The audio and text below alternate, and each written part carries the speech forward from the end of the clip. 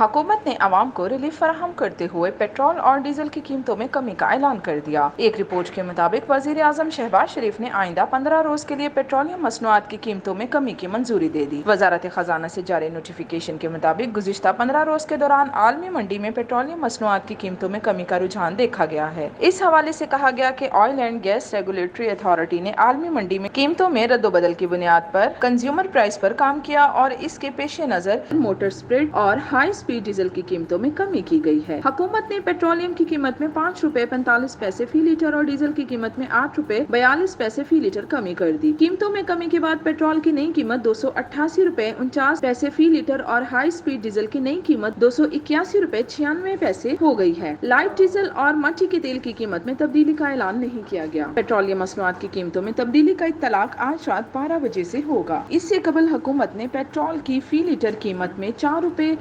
53 پیسے اور high speed diesel کی قیمت میں 8 روپے 14 پیسے فی لیٹر کا اضافہ کر دیا تھا۔ مذکورہ اضافے کے بعد پیٹرول کی نئی قیمت 293 روپے 94 پیسے فی لیٹر ہو گئی، جبکہ ڈیزل کی نئی قیمت 290 روپے 38 پیسے فی لیٹر ہو گئی تھی۔ اس سے قبل عید الفطر سے پہلے حکومت نے پیٹرول کی قیمت میں بڑا اضافہ کرتے ہوئے 9 روپے 66 پیسے مہنگا کرنے کا اعلان کر دیا تھا۔